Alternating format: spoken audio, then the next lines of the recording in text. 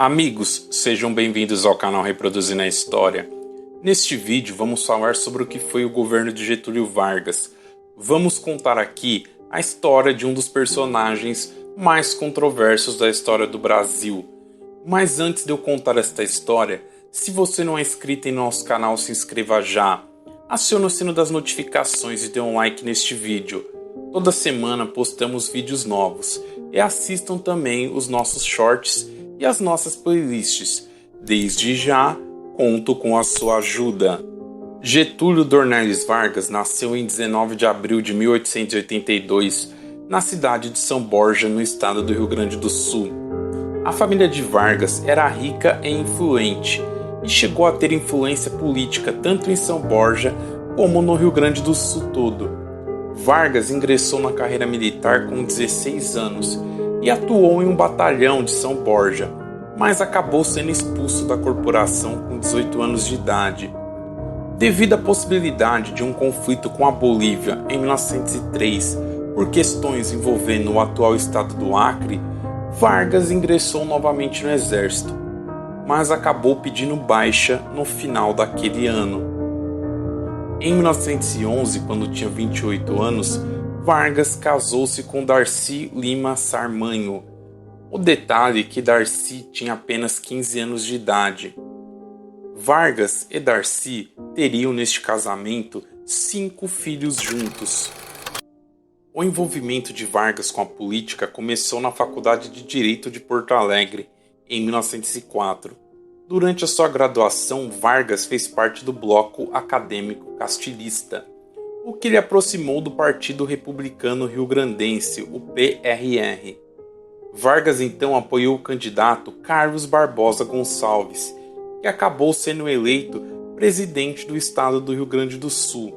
Com isto, Vargas conseguiu contato mais próximo com as lideranças do PRR, algo que foi fundamental para Vargas entrar de vez na política gaúcha. Em 1908, Vargas se elegeu deputado estadual no Rio Grande do Sul e abandonou assim a sua função de segundo promotor público no Tribunal de Porto Alegre. Vargas então foi eleito para um segundo mandato de deputado estadual em 1913. Mas, após um desentendimento com Borges de Medeiros, um dos líderes do PRR, Vargas renunciou ao seu cargo de deputado estadual.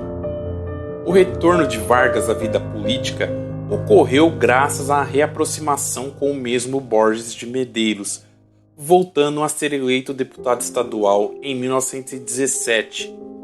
Seria reeleito em 1921, mas Vargas não completou este mandato, pois foi eleito deputado federal em 1922.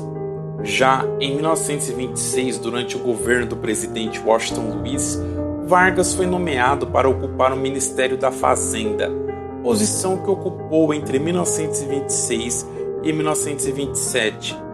Ainda em 1927, Getúlio Vargas foi escolhido por Borges de Medeiros como seu sucessor na disputa do governo do Rio Grande do Sul.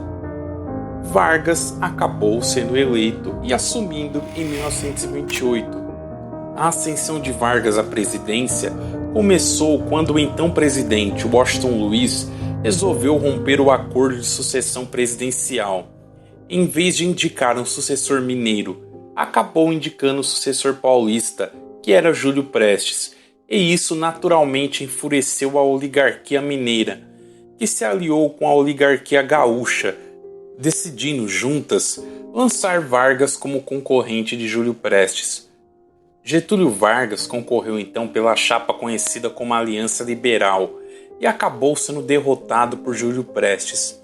A Aliança Liberal, inconformada então com a derrota, passou a conspirar contra o governo e iniciou uma revolta quando o vice da chapa de Vargas, João Pessoa, foi assassinado em uma confeitaria em Recife. Esta revolta ficou conhecida como a Revolução de 1930. Iniciada no começo do mês de outubro. No fim daquele mês, Washington Luiz foi deposto da presidência devido a um golpe militar.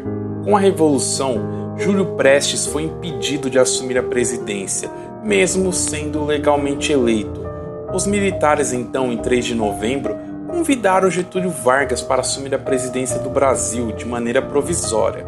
Este evento marcou o fim do período conhecido como a Primeira República ou a República Velha.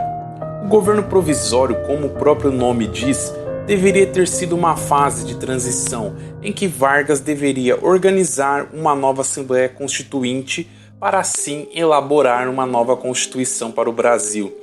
Getúlio Vargas, porém, neste momento, já deu indícios que a sua intenção mesmo era se perpetuar no poder, pois adiou o máximo que pôde a realização da Constituinte.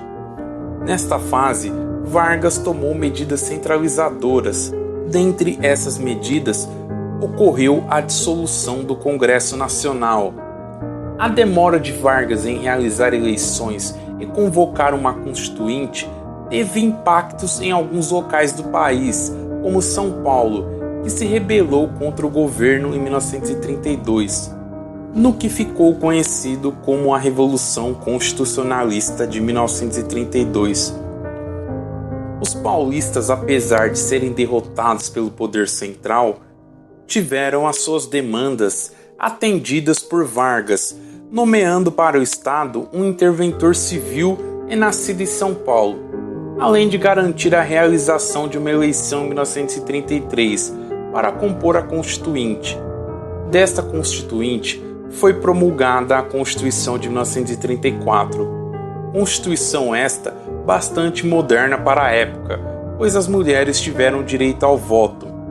Junto da promulgação da nova Constituinte, Vargas foi reeleito indiretamente para ser presidente brasileiro entre 1934 e 1938.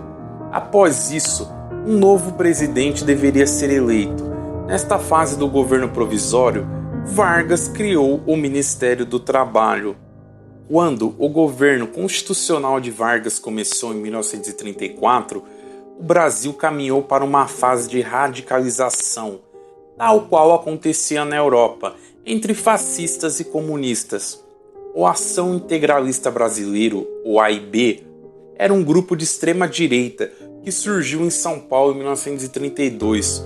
Este grupo se inspirava no fascismo italiano, expressando valores nacionalistas e de vez em quando até mesmo antissemitas. Tinha como seu líder o Plínio Salgado.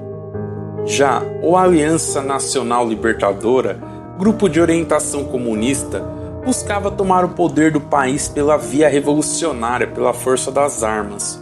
O grande líder deste grupo era Luiz Carlos Prestes.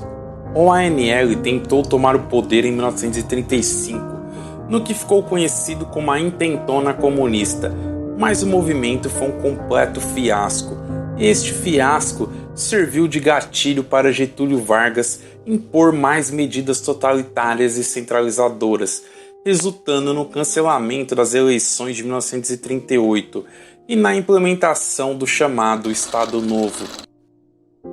O Estado Novo foi a fase ditatorial da era Vargas e se estendeu por 8 anos.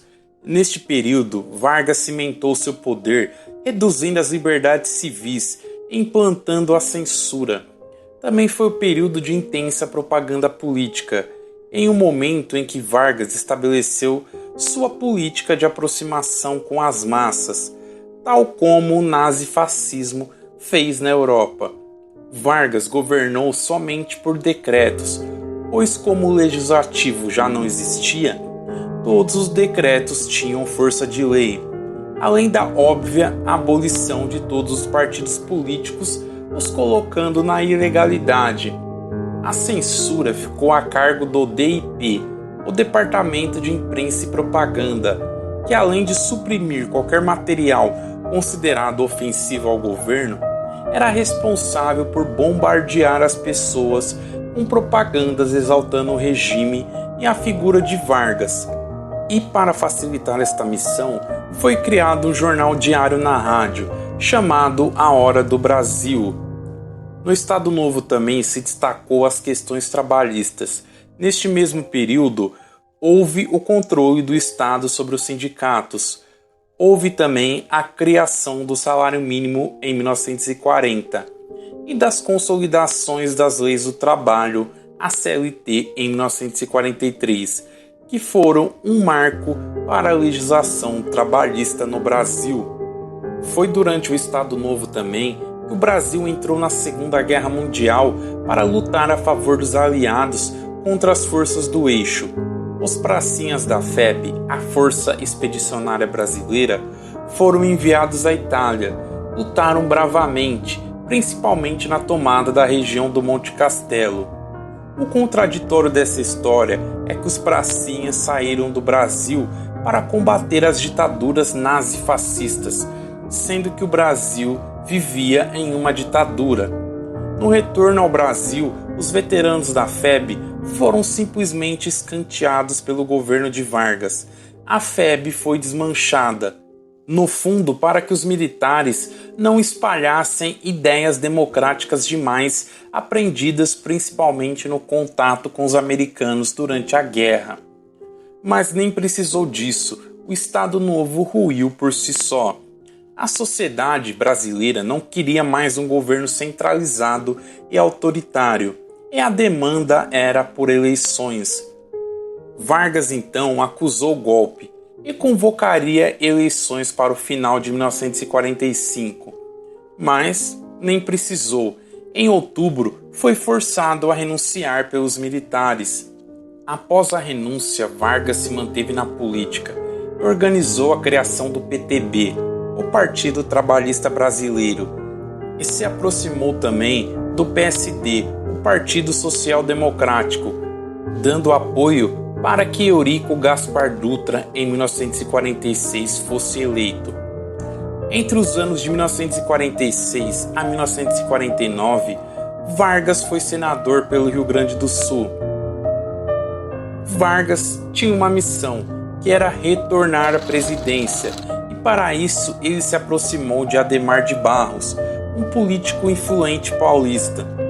Com este apoio, Vargas foi eleito para o seu, digamos, segundo mandato presidencial em 1950.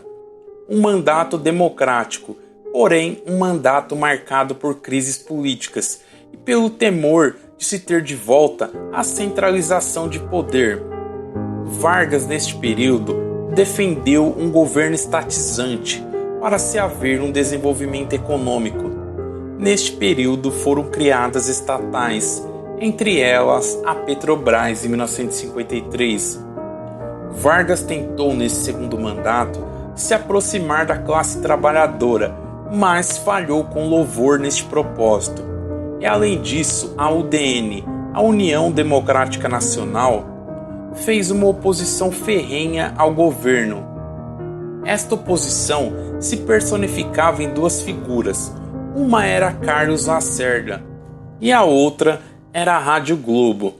Quando Carlos Lacerda, em 1954, sofreu um atentado a tiros e com as investigações foi descoberto que o atentado foi a mando do chefe de segurança do Palácio Presidencial, Gregório Fortunato, culminou com a morte de Major Rubens Vaz. E isto foi um escândalo, e a Rádio Globo tratou de expor este fato em todos os seus programas no rádio. A pressão pela renúncia de Vargas se intensificou, e Vargas, em uma de suas declarações, disse que só sairia morto do Palácio do Catete. E foi exatamente isto que aconteceu no dia 24 de agosto de 1954, quando Vargas, dentro do palácio, atirou em seu próprio coração, cometendo suicídio. Mas antes de suicidar-se, escreveu uma carta em que ele defende o seu governo, e nesta carta há o famoso trecho: "Saiu da vida para entrar para a história". O funeral de Vargas mobilizou milhares de pessoas, e o clima de comoção que se espalhou pelo Rio de Janeiro forçou os opositores de Vargas a recuarem. O pivô da crise, Carlos Lacerda, acabou fugindo do Brasil depois do suicídio de Vargas, e o legado político do varguismo foi continuado por meio de João Goulart, conforme muitos historiadores apontam. Se você chegou até aqui, se inscreva em nosso canal e acione o sino das notificações. Desde já, muito obrigado a todos e até o próximo vídeo.